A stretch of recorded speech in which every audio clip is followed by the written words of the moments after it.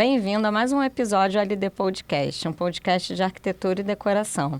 Hoje os nossos convidados são da Vidraçaria Paris. Tiago, bem-vindo. Elielton. Obrigado. Tiago, conta um pouquinho para nós sobre a história da Vidraçaria Paris. Tá bom. Boa noite, né? Bom dia, depende da hora que vocês estão assistindo aí o podcast. O Grupo Paris, na verdade, ele surgiu com meu pai, o Amândio, né? Por muitas pessoas ele é famoso no mercado já de construção civil, mas a Paris começou como uma vidraçaria. Em 1982, a gente está completando 41 anos de história esse ano. Começou como uma vidraçaria pequena no centro da cidade, fazendo molduras, quadros, e com o tempo, com o passar dos anos, começou a entrar um pouco no mercado de construção civil.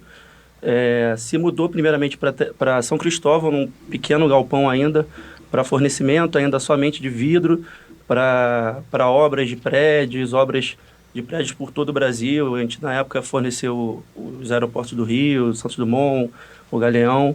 E em 1998, a Paris cresceu e a gente resolveu, que eu digo meu pai, na verdade, mas a Paris resolveu oferecer o valor agregado ao cliente, fornecendo o vidro e o alumínio em um trabalho conjunto, porque muitas construtoras na época tinham a preocupação em fornecer um produto de valor agregado, de ter um fornecimento de produto de valor agregado, porque eles tinham uma empresa de alumínio e tinham uma empresa de vidro.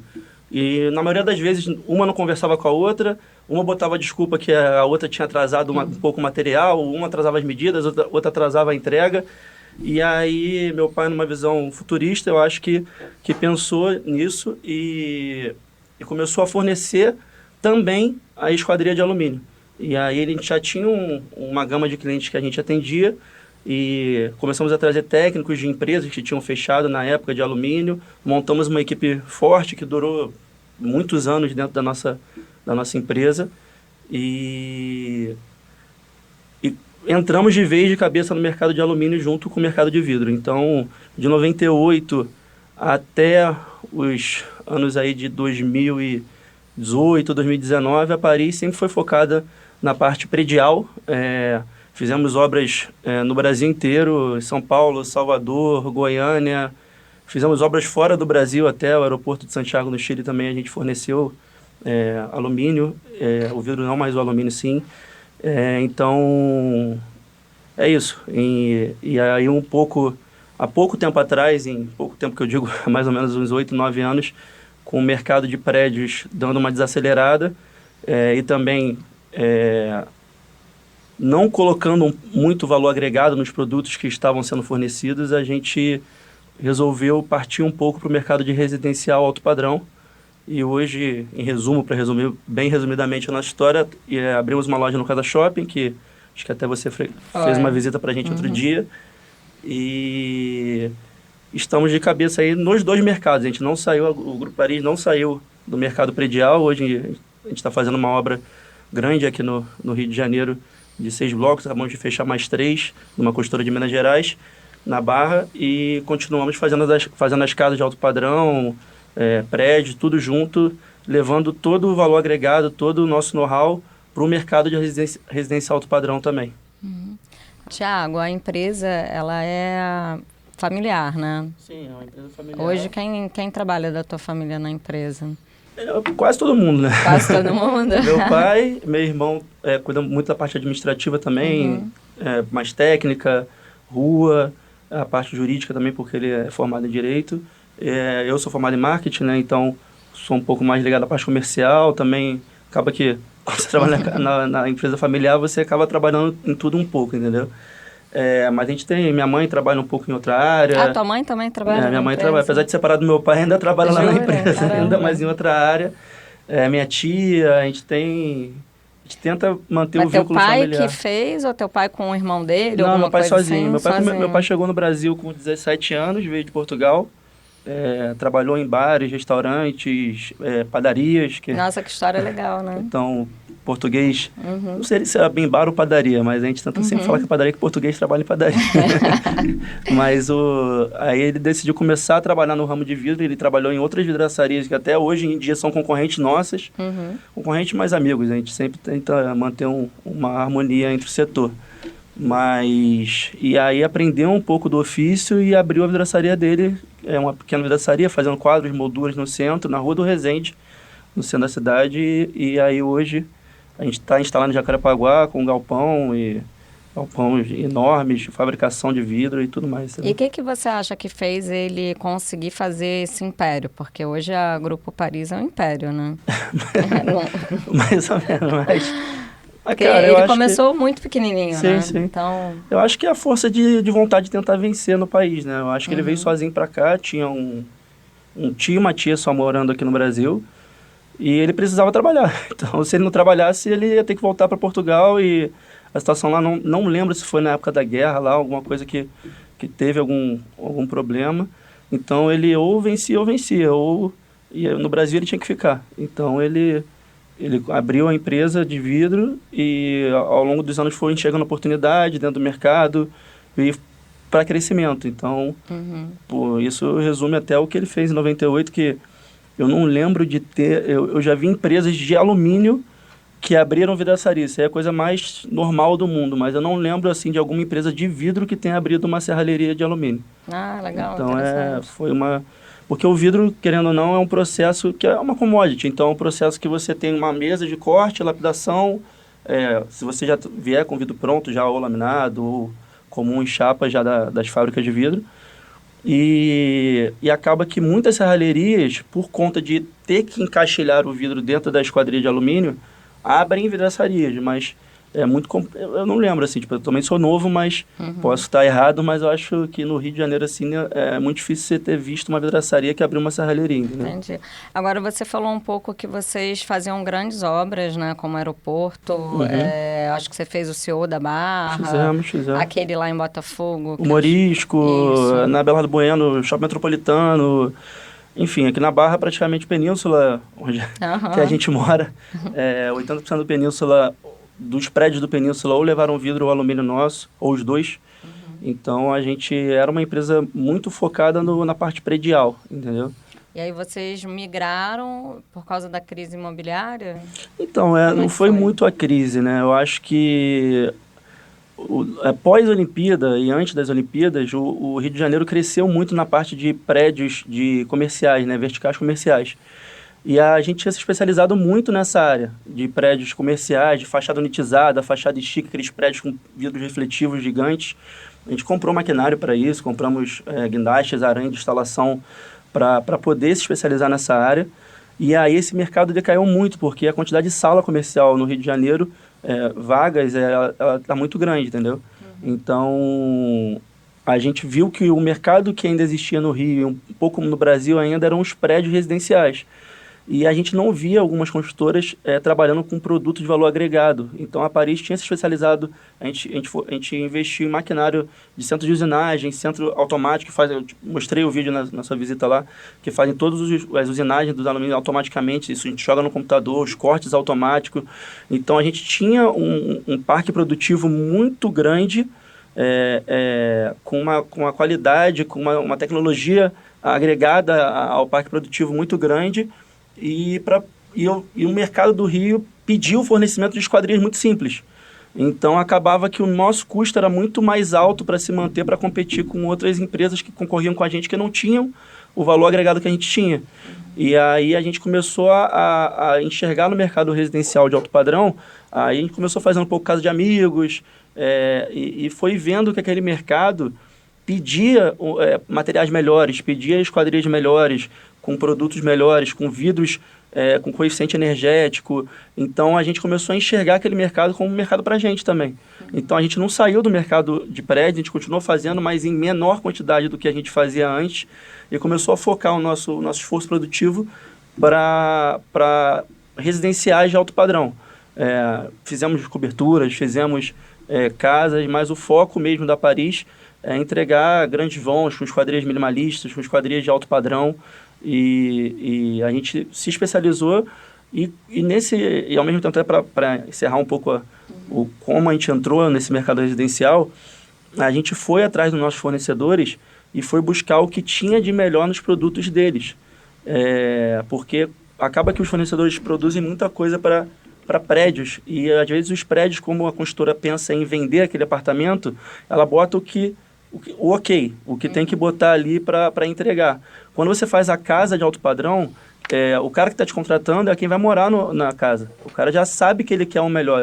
Ao mesmo tempo que ele compra um sofá, uma marca boa, compra uma cortina automática, ele quer ter o conforto dentro da casa dele, e a Esquadria representa isso também. Então, a gente foi atrás dos fornecedores e a gente se credenciou na Schuco, que é uma linha alemã, na Aura System também, que é uma linha sistemista que veio da Espanha, mas produz os alumínios aqui no Brasil. Fomos atrás da Perfil Alumínio, da Hydro, da Alga Color, empresas que já forneciam para a gente, e fomos atrás do que tinha de melhor nos produtos dele para oferecer para os nossos clientes, entendeu? Entendi. Agora, eu acho que ainda há um grande desconhecimento, até por parte dos profissionais e também dos consumidores, sobre as qualidades das esquadrias e das variedades, por que uma é mais cara que a outra. O que você sente um pouco no mercado em relação a isso? Eu sinto um pouco de desconhecimento mesmo, é a palavra que você falou. Eu acho que quando a gente trabalhava eu era mais firme lá no sindicato, que a gente tem um sindicato patronal, tanto de vidro quanto de alumínio, a gente ia muito nas faculdades de arquitetura e engenharia, fazer palestras e tentar passar um pouco de conhecimento para os arquitetos que estavam começando no mercado. E a gente conversando com geitores e tudo mais, a gente começou a fazer uma pesquisa em todas as faculdades que a gente ia. E a precisão da porcentagem eu não sei, mas era entre 3% a 5% da grade curricular que se falava de alumínio e vidro dentro das faculdades de arquitetura. Eu acho que você fez faculdade, eu não sei o quanto que você ouviu de alumínio e vidro, mas... e aí, quando você vai comprar uma casa de alto padrão, tem estudos feitos que o alumínio e o vidro juntos representam entre 25% a 40%, dependendo do que você gastar, da qualidade que você botar do alumínio, do valor que você é gasto numa casa. E você fala, o arquiteto conhece 3% a 5% e o cliente acaba gastando 30% do valor que ele vai gastar na casa em alumínio e vidro. Então, é um item muito importante e, às vezes, um pouco desconhecido do mercado, entendeu? Não, total desconhecido. Sim. A gente mesmo foi lá no workshop que você deu, sim. E eu acho que é um trabalho bem legal que você tem trazido para o meio, né, esse conhecimento que realmente praticamente nenhuma empresa traz, né? Não tem esse foco. E, Elielton, você que é o gerente técnico aí da Paris, explica pra gente, assim, uma das coisas que eu fiquei assim, muito surpreendida é a diferença, às vezes, de uma linha que é praticada em vários fornecedores, mas que tem diferença. Que às vezes o cliente acha, e até o próprio arquiteto acha que é um produto igual, mas tem uma diferença muito grande de uma para outra. Por exemplo, como a linha Golden, né? O Gold. Que acho que é a mais usada aqui no mercado da Barra da Tijuca, principalmente, né? Sim, com certeza. É um prazer estar aqui, mais uma vez obrigado pelo convite. Então, nós costumamos dizer que as esquadrias, elas são, vamos dizer, balizadas como igual os carros. Você chega dentro de uma concessionária, a mesma concessionária ela vai conseguir te oferecer um carro ali que nós chamamos de popular, num valor ali aceitável pelo mercado, como essa mesma marca consegue te oferecer um carro totalmente de luxo, que vão tendo as alterações, que tem uma roda mais sofisticada, tem um ar-condicionado digital que acaba sendo melhor, e as esquadrias têm as mesmas particularidades, vamos dizer assim. A linha Gold, só para você ter uma ideia, hoje existe 3 linhas Golds. Uma linha Gold 4, que você encontra em qualquer revenda de alumínio no mercado nacional. Uma linha chamada Gold Slim, que é produzida somente pela Hydro, que é a fabricante original mesmo da marca. E uma nova Gold que eles lançaram no mercado recentemente, que daí já é uma linha mais sofisticada.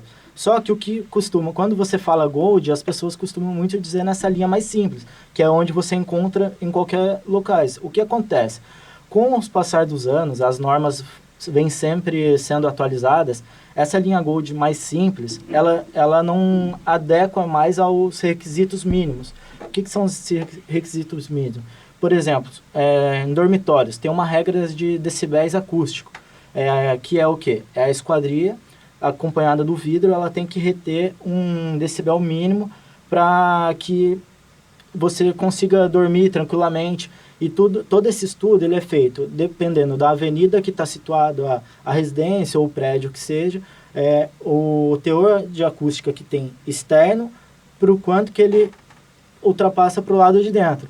Essa linha menos sofisticada, que ela já ficou, né, desatualizada, ela não tem algumas particularidades. Por exemplo, entre uma folha e outra, nós chamamos de mão de amigo. Essa mão de amigo, antigamente, era alumínio com alumínio. Então, se a esquadria ela tiver um pouco folgada, o alumínio ele não vai estar 100% em contato. Com isso, cria frestas. E sempre onde tem alguma fresta ou passagem de luz, é onde passa tanto água quanto som. Então, o som você não consegue atender o mínimo da norma. E a água é o quesito de estanqueidade, que quanto mais alto for o prédio, por exemplo, mais pressão de vento, né, carga de vento você tem e incidência de chuva. Então a chance de transbordar essa esquadria e entrar água para dentro do apartamento ou da casa que seja é maior. Essas esquadrias, elas foram melhorando com o tempo, trazendo nessas mãos de amigo, hoje em dia, se você perceber aqui, na parte de cima tem um canal.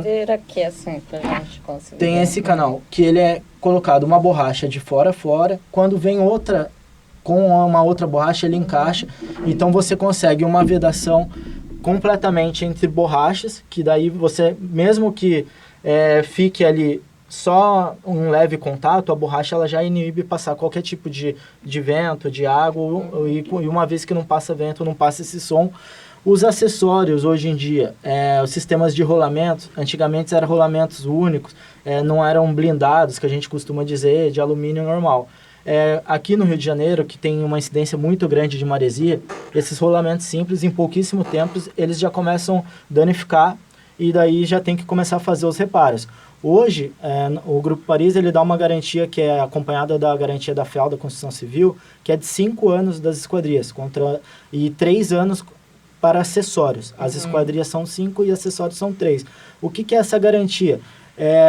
Se a roldana, vamos supor, a maresia corroeu ela, tem que ser substituída. Agora não, se a roldana, por um motivo, ela quebrou, a pessoa forçou muito, daí já é um mau uso, então não seria garantia. Então, esses acessórios que se encaixam nessas bitolas desses perfis mais antigos, eles já não suportam mais todas essas resistências do dia a dia. Número de vezes que a folha abre e fecha e tudo mais. Então, com isso, tem diferentes tipos de sistemas, os mercados, como o Thiago falou, nós mantemos, o Grupo Paris ainda mantém fornecedores antigos, porém utilizando só o que eles têm de melhor hoje, que são os produtos mais recentes lançados, e ainda buscou outras empresas que trazem produtos da Europa. Porque o que acontece? A Europa tem essa questão de... a gente está falando de sonora, mas também lá tem muita questão do frio. Então, basicamente, as esquadrias lá são muito bem vedadas, muito bem justas, térmica, né? Então, essas esquadrias, quando nós trazemos ela para o Brasil, não é nem tanto a questão de térmica, mas sim da acústica, que ela melhora muito, e lá eles têm algumas tecnologias um pouco mais evoluídas, que é a questão do design, que daí nós passamos de uma esquadria totalmente robusta, que vai ter um perímetro aí de 10, só que perfis que não se conversam, por exemplo, aqui se você olhar,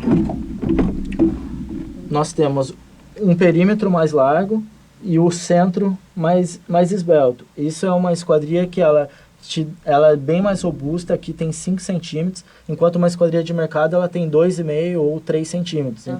Então ela não vence grandes voos. Por exemplo, os projetos de residenciais hoje, que é o que a gente está atuando bastante, dificilmente você encontra portas menores que 3 metros de altura. Esses perfis antigos, além de eles serem mais estreitos, a parede interna deles era bem mais fina. Tanto é que eles são bem mais leves. Por isso que às vezes eles se tornam bem mais baratos, por ser mais leve. Só que quando você faz uma porta de grande vão e calcula a estrutura dela, ela não passa mais naquela pressão. Então você tem que trabalhar com perfis mais robustos nas pontas, aqui na parte inferior e superior, e o centro você consegue deixar ele mais minimalista, vamos dizer. Uma esquadria dessa você consegue atingir um vão máximo de quanto? Até 6 metros de altura. Até 6 metros e de largura. De largura, a folha ela pode ter aí 2 metros, 2,20 metros num vão dessa medida de 6 metros. Entendi. Mas quando nós temos vãos um pouco menor a altura, conseguimos fazer folhas até 3,20 de largura. Entendi. Agora, em relação, vamos ao que o cliente gosta, né? Custo-benefício. Se eu pegar vou falar dessa linha que a gente falou mais simples, né? Pegar uma linha antiga e para nova, a gente tem algum benefício em relação, sei, você falou talvez acústica, térmico, tem? Térmico você tem, só que o coeficiente térmico ele tem que sempre vir acompanhado do vidro. Porque a maior parte da esquadria, ela acaba sendo vidro ainda.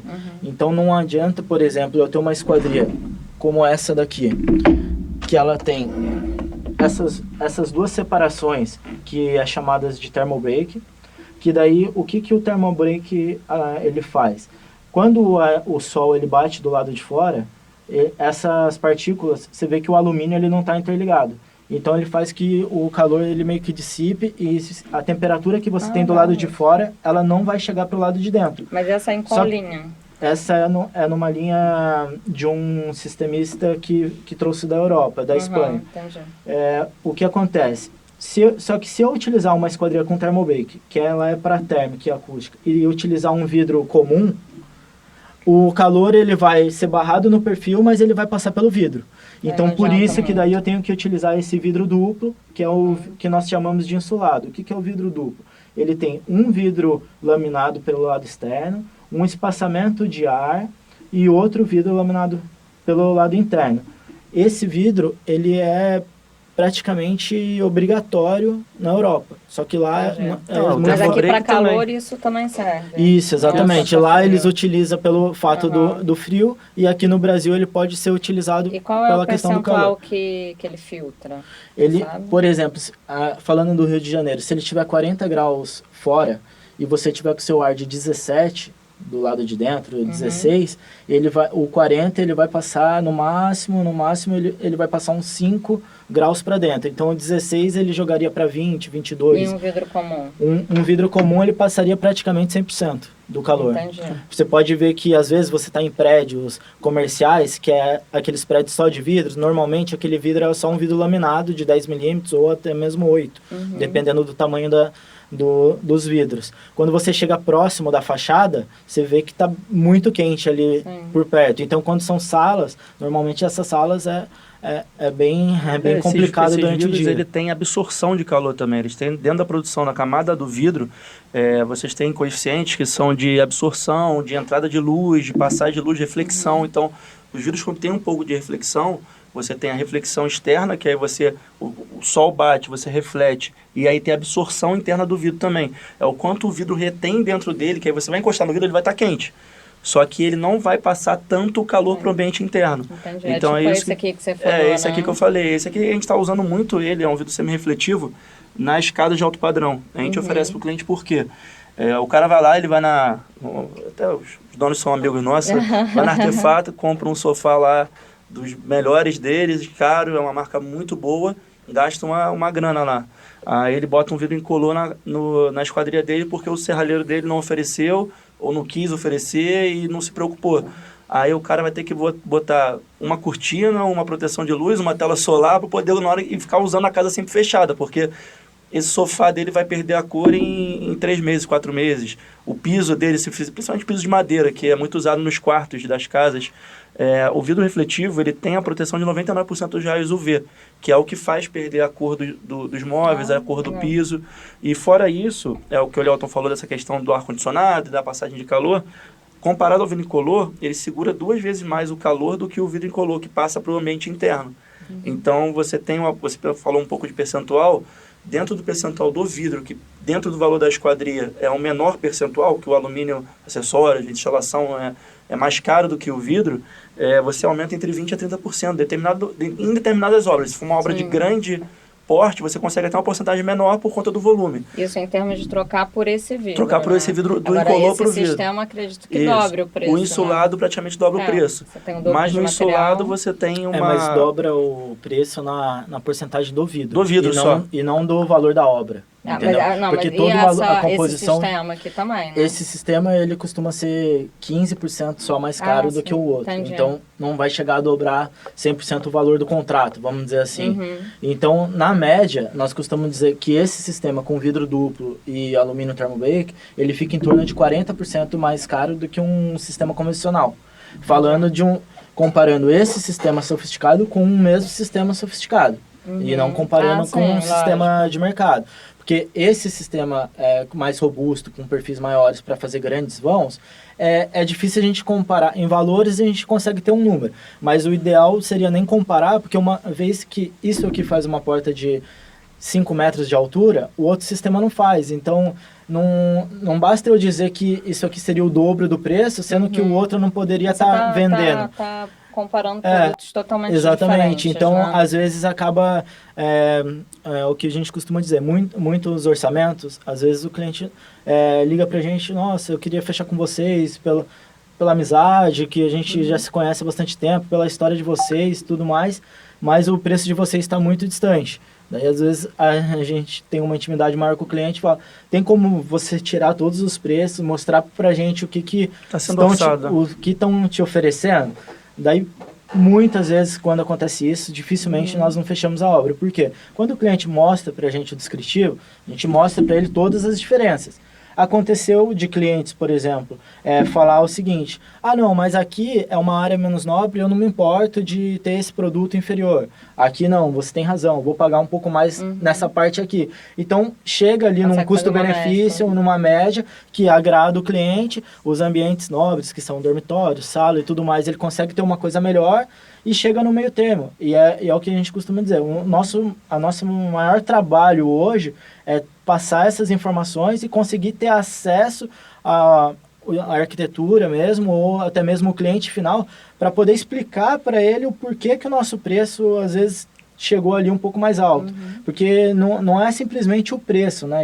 E o valor que o cliente está disposto a gastar ali para ter o benefício, né, do dia a dia. Porque às vezes, é o que o Thiago falou, quando por exemplo, construtora, que são prédios, apartamentos, a construtora nem começou a construir, ela já está vendendo um apartamento. Então, para ela é atender, algumas não, mas na grande maioria é atender o mínimo da norma, que é para ele não tomar um processo no futuro em questões de acústica e tudo mais, mas é o menor preço possível.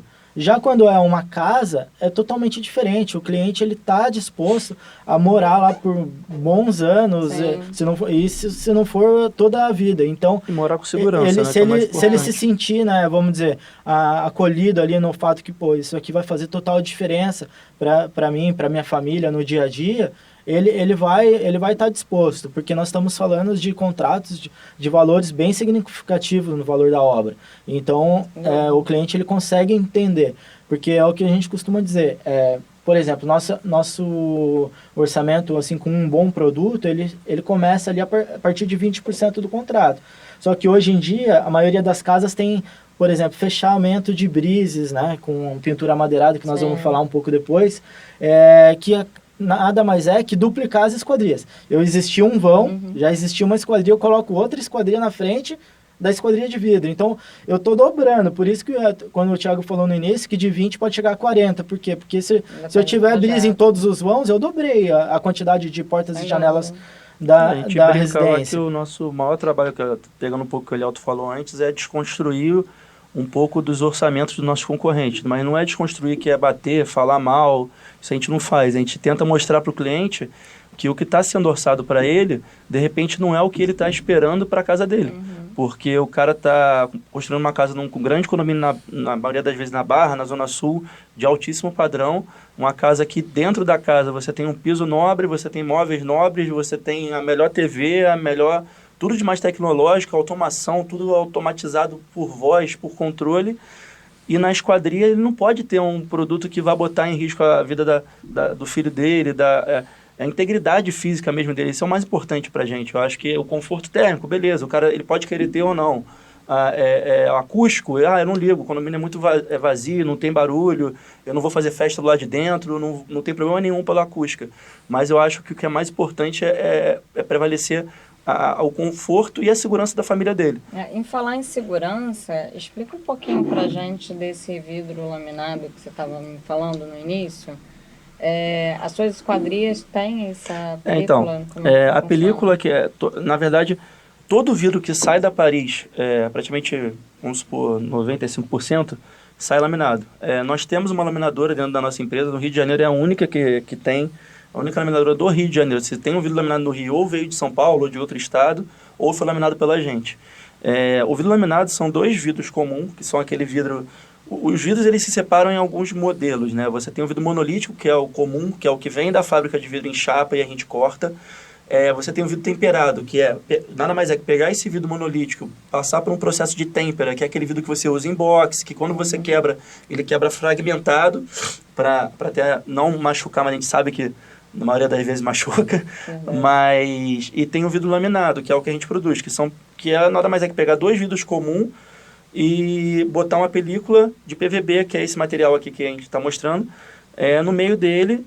Mas a gente acha que é simples, mas é um processo que dura horas, né? A gente passa um vidro, bota a película por cima, bota outro, leva a um forno, depois leva a uma autoclave, que é uma panela de pressão que o vidro fica lá durante 6 horas para realmente agarrar essa película dentro do vidro.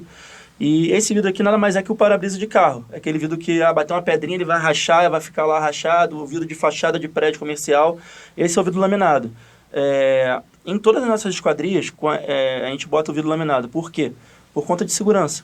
Porque às vezes, você pega, o que eu falei de desconstruir orçamentos, a gente pega orçamentos, às vezes, quando o cliente faz isso, que o Elielton falou, que manda a proposta para a gente dos concorrentes somente com os itens ali, o que está sendo orçado? A gente analisa a esquadrinha, a gente fala, cara, o cara está orçando uma linha Gold, a gente está orçando uma linha tal.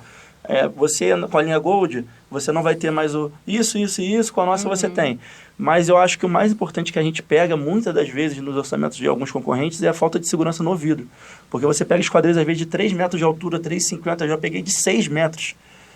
Por 1,20, 1,10 de largura, vidros que vão pesar mais de 300, 400 quilos, que se der um triscozinho na ponta, ele vai espatifar e vai cair tudo em cima de uma pessoa. Então, eu acho que o mais importante é a segurança, entendeu? Que é o que a gente fala. Não é obrigatório ser laminado? Então, você tem a obrigação de esquadrias, pela norma, de você usar o vidro laminado quando você não tem travessa na esquadria. Travessa é aquele perfil central que divide a esquadria ao meio. No vidro de baixo é obrigatório você usar vidro laminado. No de cima, você ainda pode usar o vidro comum ou temperado. Mas você é arquiteto, já fez milhares de casas. Acho que nenhuma casa que você fez, você deve ter colocado travessa no meio da esquadria. Então, por norma, é obrigatório você usar o vidro laminado. Por segurança, porque alguém pode bater no vidro, quebrar o vidro, até um processo mesmo de fechar a porta de uma forma errada e o vidro quebrar em cima de alguém, entendeu? O vidro temperado, ele também é denominado pela norma como um vidro de segurança. Porém, por ele passar por esse processo de têmpera, é como se o vidro ele ficasse sempre tensionado. Por isso que quando ele quebra, ele explode. Que daí é como se ele perdesse essa tensão em algum momento e ele estilhasse a todo com o intuito, né, de sair de perto de onde ele quebrou para não machucar ninguém. Só que é tão forte a explosão que é aí que acaba machucando, que é como se arremessasse um monte de pedras, só que pedras de vidro na pessoa ou no que tiver perto. Além disso, tem uma questão também para a arquitetura, que é uma questão estética. Não sei se você já reparou, antigamente, nos prédios mais antigos, era utilizado vidro temperado, temperado laminado. Por quê? Porque o temperado ele tem uma resistência maior do que um vidro comum. E daí você pega 2 vidros temperados e lamina ele, e para transformar ele 100% vidro de segurança, que ele tem uma resistência maior e tem uma película de segurança no meio. Só que acaba se tornando um vidro mais caro. Mas se você reparar, até ali na Ayrton Senna, agora você saindo um pouco para a linha amarela, fizeram ali uma empresa ali de construção. Se você reparar, é esse tipo de vidro. Ele não está fora de norma, mas você repara na fachada, ele tem uma distorção, que o vidro temperado ele dá essa distorção visual. Então, em residências, imagina você ter aquelas grandes portas para ter tudo transparente, bonito, né, paisagismo, tudo, e ter ele dá uma sensação de ondas, de ondulações nesse vidro. Então, por isso que normalmente é utilizado o vidro laminado também. E a questão da segurança, porque se o vidro laminado quebrar, ele vai fazer igual um para-brisa de carro. Ele vai quebrar num determinado momento, ele vai ficar lá até o tempo que você resolver trocar. Ele não vai ficar cortante, não vai machucar ninguém, não vai cair em cima de ninguém, entendeu? E a questão da película, que você quis dizer, essa película, na verdade, ela é chamada de Scent Glass. Ele é uma película estrutural. Ela não é utilizada na laminação de vidros de esquadrias, e sim de vidros de guarda-corpo, aquele guarda-corpo autoportante, que você só tem o perfil embaixo e o vidro ele fica sustentado. Lá, na verdade, são 2 vidros temperados, laminados com essa película. Por quê? O vidro temperado ele tem uma resistência maior, então a pessoa pode encostar, Tanto é que tem esse tipo de guarda-corpo em shopping, em estádios, além agora está sendo muito utilizado em residência, pode encostar e tudo mais, dificilmente ele vai quebrar, mas ele é um vidro, ele pode quebrar. Quando ele quebra, se você está com o PVB normal, ele dobra. Então, o vidro vai quebrar e se tiver um esforço, alguém apoiando, ele vai dobrar e o vidro vai cair. Se você tiver com essa película aqui, o vidro, normalmente, quando ele quebra, dificilmente ele quebra os dois lados. Ou ele vai quebrar o interno ou ele vai quebrar o externo. Mas pode acontecer. E daí, com essa película, se ele quebrar só um lado, com a força que você vai ter, metade da espessura, ela vai quebrar o outro automaticamente ali, você não vai nem perceber. Não vai saber se quebrou os dois de uma vez ou um de cada vez. Esse aqui, se ele quebrar só um lado, a película já segura. E se por um acaso for um impacto que bata dos dois lados e quebra os dois vidros, a película ela se sustenta ali por um determinado momento. O que é esse determinado momento? É ali algumas semanas do tempo de reposição, entendeu? Porque quando pega chuva, alguma coisa assim, a água vai entrando dentro do vidro depois que quebrou, dura 5 a 7 dias de rígido no vão, e aí você tem esse tempo para você pegar esse vidro e trocar, entendeu? Falando agora desse guarda-corpo residencial, que é uma coisa bem legal também de ter esse perfil. Por exemplo, às vezes você coloca o vidro, que é até o extra clear, para ele ser 100% transparente. Então daí você não vai querer aquele perfil em cima do vidro marcando toda a extensão do seu guarda-corpo. Quando você utiliza o PVB normal, daí nós não estamos falando de quebra, estamos falando de garantia de delaminação. Com a chuva, a maresia que vem depositando, ela vai infiltrar no PVB e o PVB não é compatível a isso. Em pouquíssimos meses, o vidro vai começar a delaminar. Vai aparecer igual antigamente nas blindagens acontecia muito, a delaminação dos vidros, acontece nesses guarda-corpos. Daí já vai ter que repor facilmente. Esse Centiglass, que é essa película, ela é resistente tanto à maresia quanto à água e tudo mais. Então, você vai ter esse benefício também dessa resistência sem precisar ter aquele perfil em cima do vidro. Então, é mais um benefício nesse sentido. Às vezes, tem projetos que demandam esse perfil por estética, mas alguns projetos... Vocês trabalham unicamente com esse ou trabalham com os dois? Então, para guarda-corpo autoportante, somente com esse. A gente só fornece todos os nossos com esse.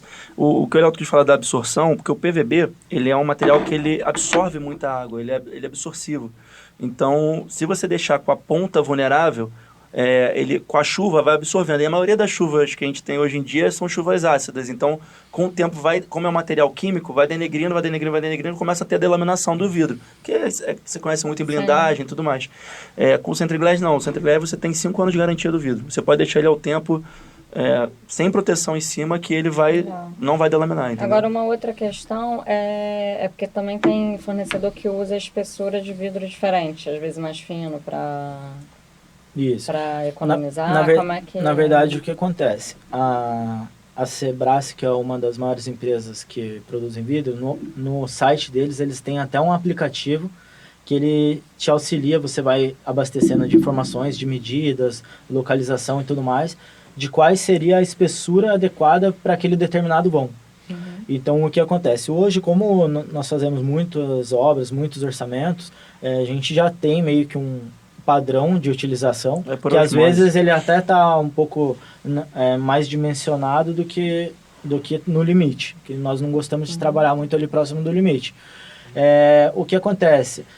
Muitas vezes nós trabalhamos em todas as portas, nós costumamos um padrão de laminado de 10 milímetros, por exemplo. Tem pessoas que colocam temperado de 6. A massa de 6 por si só, ela já não suporta um vão de 3 metros de altura. 6 e 8. Ele tem que ser no mínimo 10.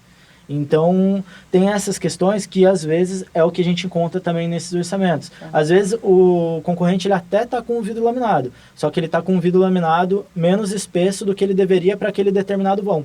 Quando a gente está falando de janelas, vãos menores, vidros laminados de 6, 8, ele vai ser suficiente com certeza. Mas em portas, às vezes até o determinado tamanho da porta, por exemplo, uma porta padrão que é 2,10, 2,20 de altura, um de 8 passaria pela norma. Só que ela não deixa de ser uma porta, ela vai fechar a todo momento, vai bater, ela vai ter sempre um impacto que a norma não prevê. A norma ela prevê qual o impacto. Da porta ela está sempre fechada e o vento que bate nela ali esporadicamente. E não ela tá aberta e bater com o vento, né, com uma força fora do normal. Então a gente costuma, às vezes, colocar um vidro sempre melhor para o cliente e explica isso. Quando ele acha que não é necessário, que o da norma é suficiente. Não, e às vezes com o vidro de 10 a gente consegue até um outro ponto, que a gente até conversou isso uma vez, que é a atenuação sonora.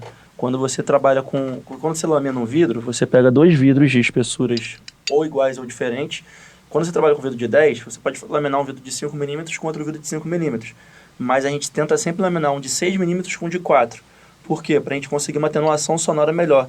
Porque já tiveram estudos que quando a onda sonora entra por um vidro de uma espessura e sai por um outro vidro de outra espessura, ela se dissipa mais. Então você consegue uma atenuação acústica melhor trabalhando com vidro laminado, trabalhando com vidro de espessuras diferentes, entendeu? Por isso que na maioria das vezes em obra residencial a gente tenta trabalhar com vidro de 10, que a gente consegue dar essa diferença acústica, entendeu? Agora, eu acho que uma questão também que as pessoas não avaliam tanto é que quando ela compra uma esquadria, ela não está comprando só um produto, ela está comprando um serviço também. Sim.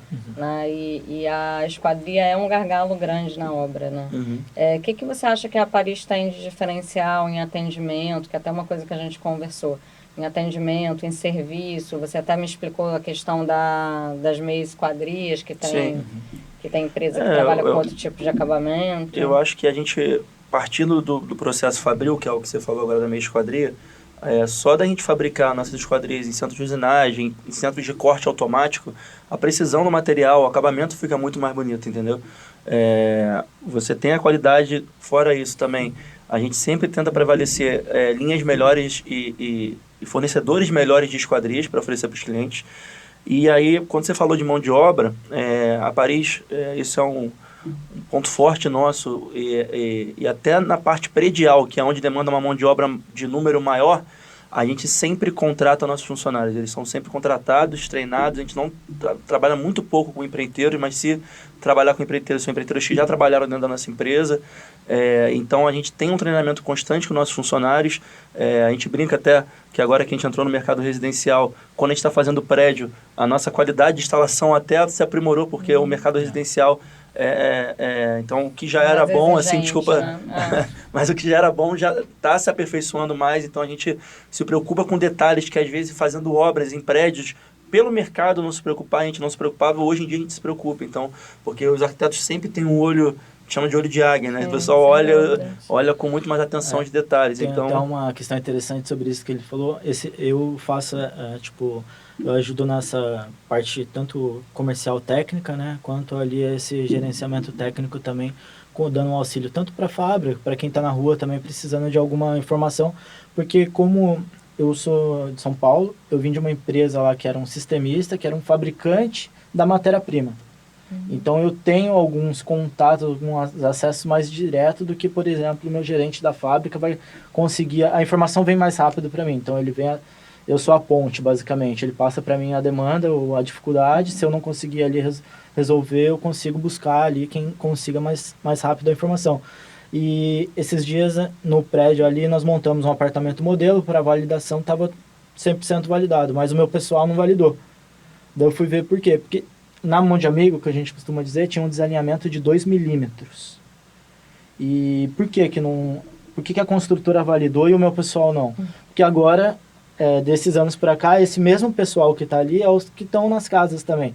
Sim, e as vistorias na casa, 2 milímetros não passa. E numa obra predial passa, entendeu? Porque sempre tem tolerâncias. O alumínio, ele tem, na própria fabricação, ele tem uma tolerância de mais 1, menos 1 milímetro. Então, às vezes, o perfil, conforme ele vai sendo produzido, a ferramenta ela vai desgastando e ele vai aumentando um pouco e daí tem uma vida útil. Sim. Tanto é que uma ferramenta, ela dura aproximadamente 20 mil quilos de produção. A partir do momento que esse perfil saiu 20 mil quilos, ele já abriu a tolerância que ele precisava, dessa ferramenta já tem que ser feita uma nova. Trocado. Então essas tolerâncias, às vezes essa ferramenta dessa janela específica já estava no final da linha de vida dela, e foi que quando a janela fechou nos 2 cantos, o meio ele não alinhou 100%, ficou esses 2 milímetros, que está dentro da norma. A norma fala dessa tolerância. Só que daí o meu pessoal, mas tem que alinhar, vamos recortar. Eu falei, daí se a gente recorta, na próxima vinda, se vira a ferramenta nova, daí eu vou tirar 2 milímetros, daí ela não vai fechar nas laterais. Entendi. Então, essas questões, né, essas patologias têm que ser analisadas com muita cautela, porque a gente não conserte um problema ali específico e traga um outro muito maior depois, ainda mais num prédio que quando as liberações é feita, a casa nós costumamos dizer que é totalmente customizada. Todos os itens ele é exatamente sob medida. Sim. O prédio não. Se eu tenho uma janela nesse vão aqui e eu subo os 21 andares no mesmo alinhamento, todas as janelas eu vou fabricar exatamente em uma medida só. Em casas não. Se eu tiver 5 quartos e os 5 quartos tem uma janela de 2 folhas, se eu tiver cada janela tiver uma diferença de 1 centímetro, eu vou fazer essa diferença em toda. Eu não vou chegar lá para a obra e vou falar assim, ó, eu fechei com um cliente todas de 2 metros. Essa que está 2,1, 2,2, você tem que diminuir tudo para 2. Não, isso não acontece. Ela é totalmente customizada. Por isso que, às vezes, o valor também de uma casa, em questões de metro quadrado, ela fica mais cara, porque ela é todo customizada. Ela me dá um trabalho interno ali, vamos dizer, de logística maior. Também, uma por porque uma. para eu fazer um mesmo item numa casa toda, eu faço ele 10 vezes diferente. O residencial é muito mais exigente, né, do que o comercial. E aí, terminando só a questão dos diferenciais, eu acho que desde o processo, eu acho que a gente fez isso lá na outra semana, seminários com arquitetos, a gente produz esses seminários de conhecimento e tudo mais, coisas que outras empresas não produzem. Mas eu acho que desde o processo de atendimento, a gente vai com o departamento técnico para dar o primeiro atendimento ao arquiteto, especifica as linhas com o arquiteto. Eu estou falando do mercado residencial. Sim. E aí você traz um projeto para dentro da nossa empresa, ele é orçado, é enviado para você.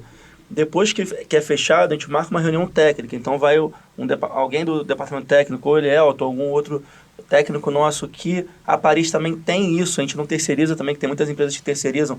A gente tem uma equipe hoje lá de 7, 8 funcionários só de departamento técnico. São pessoas que projetos. De projetos, são projetistas. Todo o projeto executivo. A gente faz um projeto executivo, a gente pega o projeto de vocês, arquitetos, a gente pode orçar pelo projeto de vocês, só que na hora que chega pra gente, a gente transforma aqueles vãos que vocês só fazem lá, a simbologia da esquadria, em um projeto técnico. O que é? Dão todas as folgas, o quanto a obra precisa deixar de castelo, de altura, para saber o quanto vai entrar de largura, de perfil. Então, isso tudo é enviado para a obra e para vocês, e vocês, a partir do nosso projeto, ajeitam os vãos. Vocês fazem parte do castelo também? Então, a gente desenha tudo no nosso projeto. Na verdade, o nosso projeto hoje, ele é um projeto único, mas que ele serve para, vamos dizer, para 3, 4 ocasiões. O que seriam essas ocasiões? Essa visita técnica pós-fechamento, ou já é direto com a arquitetura, dependendo do escritório, ou é lá com a obra, com o construtor, depende com a engenharia.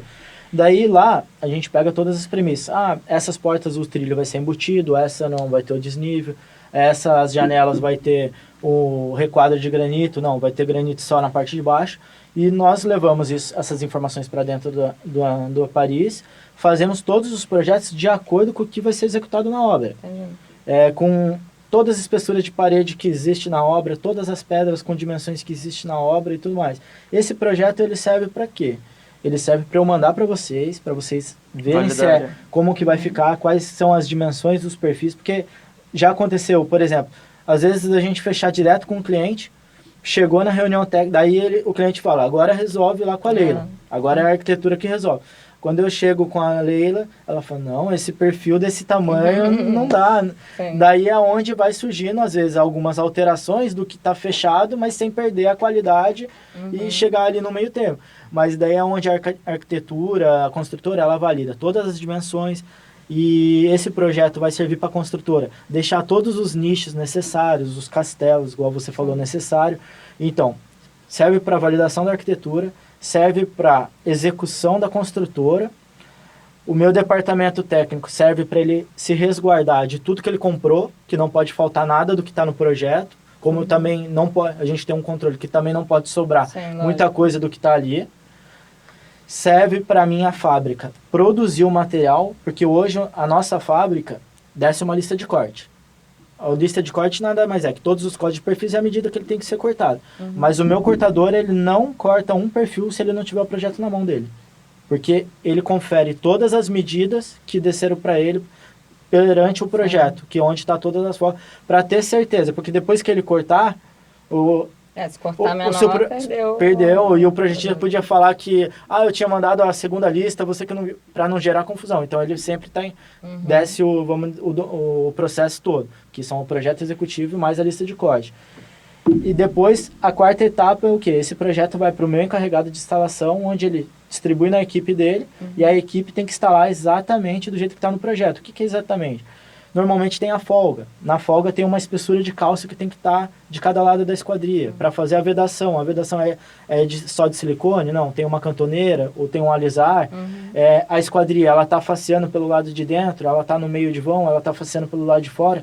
Então tem que ser tudo de acordo com o projeto aprovado lá atrás. Porque o que pode acontecer? Às vezes aconteceu algumas vezes, o cliente chegar pra gente, eu não gostei dessa esquadria aqui, por que não joga lá pra fora? Porque o projeto foi feito assim, na época que a gente pediu os comentários, por esse motivo, foi aprovado dessa forma. Daí, às vezes, o cliente, ok, né, tudo bem, ou às vezes ele fala, não tem problema, mas eu quero que altere.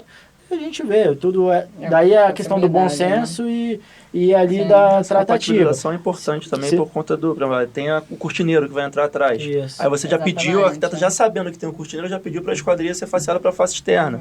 Aí a gente vai e bota no projeto. Aí o cliente chega lá, mas eu queria que fosse no meio. Mas aí, se a gente troca sem falar com vocês e está todo mundo integrado e tem essa integração com a arquitetura e com a engenharia, no final vai dar algum problema. Ou a cortina não vai caber, ou lá na frente tem uma outra coisa que tinha que ter, entendeu? E essa questão do projeto, a gente costuma dizer que é um dos grandes diferenciais também. Além de toda essa apresentação que a gente faz para o cliente, para o arquiteto, depois que está fechado, a gente vê como a parte mais importante. Por quê? 80% dos nossos concorrentes não entregam um projeto executivo. Eles entregam um projeto base lá, de acompanhamento, quando não é que ele vai lá na obra, se é que ele vai e fala... mapinha de esquadria. Escreve na mão e faz. Verbal e depois quando dá problema, daí ninguém quer... Não é nem questão de resolver, mas ninguém foi o que liberou. Então é uma forma que a gente vê de profissionalizar esse trabalho e também se resguardar, porque gera um estresse, e é o que o Thiago falou. Não só começamos, como até hoje nós fazemos casas de muitos amigos conhecidos do pai dele, até mesmo dele. Então, assim... Não perderam a amizade, né? Exatamente. Vai gerar um estresse que, às vezes, é o que eu falo. Nós podemos consertar, mas todo mundo se ajudar, mas sempre ficando claro da forma que foi. Não que...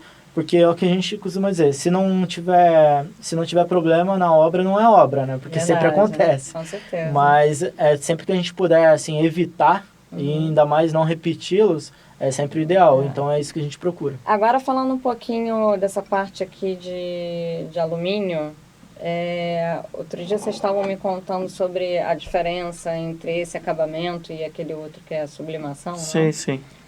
Isso aqui é muito usado para brise, para portas, portões. Estão usando para muita coisa agora, para forro, para teto, está sendo muito usado, muito mais para brise, para portas de entrada de casa. Que a brise, que é muito usada, essa cor aqui que você falou que é muito usada, não, a mais clarinha, a carvalho renolite, a fiamato, são as mais utilizadas aí que você vê nos brises. O que acontece?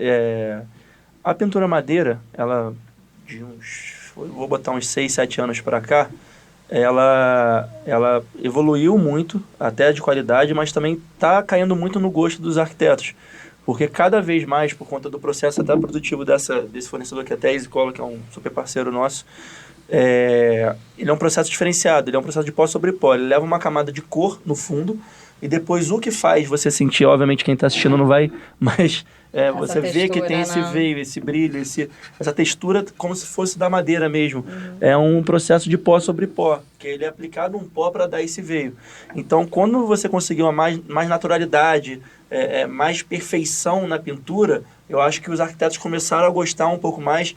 Eu brinco até que a gente tem essa porta de entrada da nossa loja lá do showroom do Cada Shopping. E eu acho que está todo mundo sempre me chamando, porque todo mundo passa, cliente final que passa ali no shopping, arquiteto bate na porta para ver se aquilo é alumínio. Porque quando você olha de longe, todo mundo acha que é madeira. Hoje em dia, esse daqui principalmente está muito fidedigno a madeira, né? Sim, sim. Porque o que parece fake, e assim, não gosta. Né? E tecnicamente é a questão também da durabilidade, né?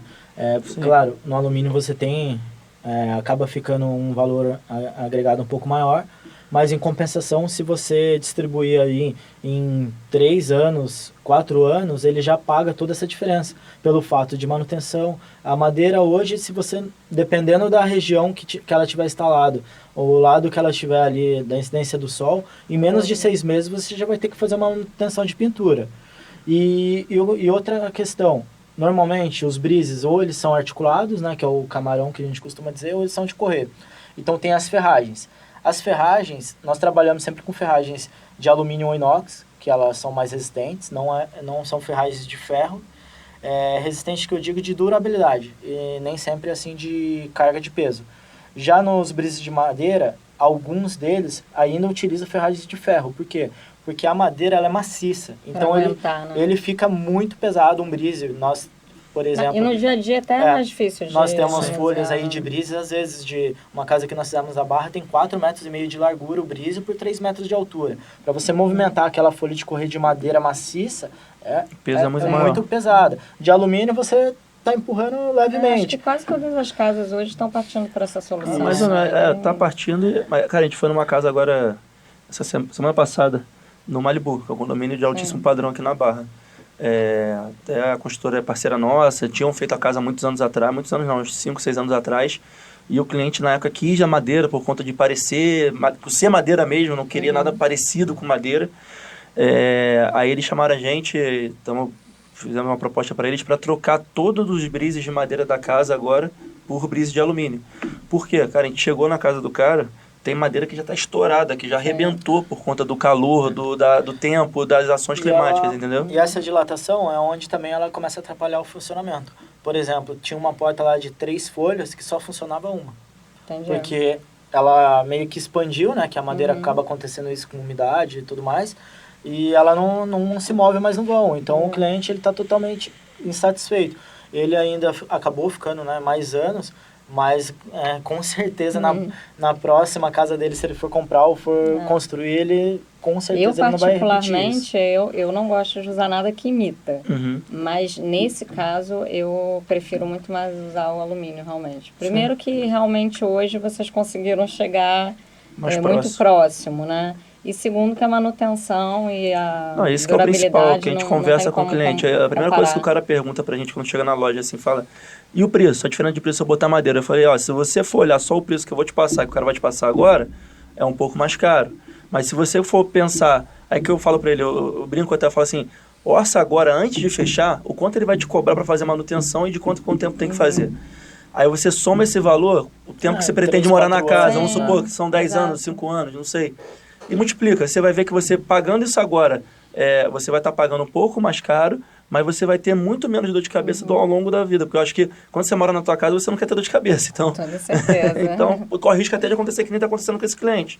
Fecha com a madeira, acha que vai economizar. Aí gasta 2 vezes. Gasta 2 vezes, exatamente. Sem dúvida.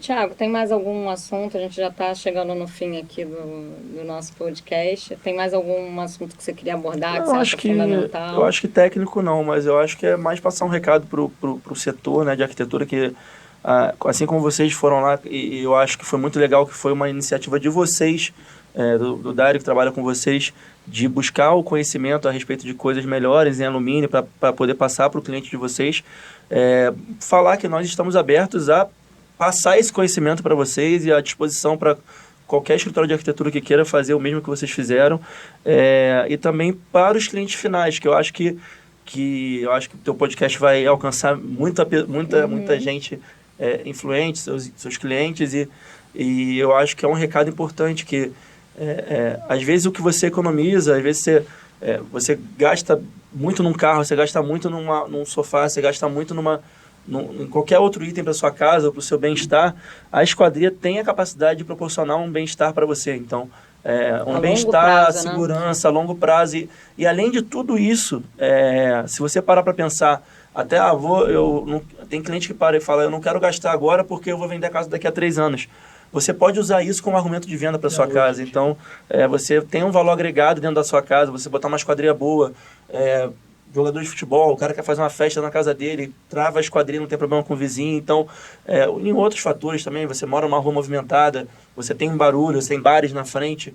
Então, acusticamente, termicamente, segurança, qualidade, não ter dor de cabeça e ter um produto que vai estar ali, que a gente diz que a esquadria tem que estar ali e você não tem que saber que a esquadria está ali. Sim. Porque se você souber que aquela esquadria não está fechando, que o barulho está passando, que a água está passando, você tem que botar pano para limpar, você acaba pagando caro, que você paga caro do mesmo jeito. O cliente vai achar sempre que é caro. Mesmo a esquadria mesmo barata, né? barata vai achar que é caro. Então, você pagar caro para pagar 2 vezes ou pagar para você ter dor de cabeça, é melhor você pagar uma vez só e você conseguir colocar o melhor produto que você tem na sua casa. Não, entendeu? concordo, Thiago. Tá. Eu acho que esse trabalho de vocês agrega muito.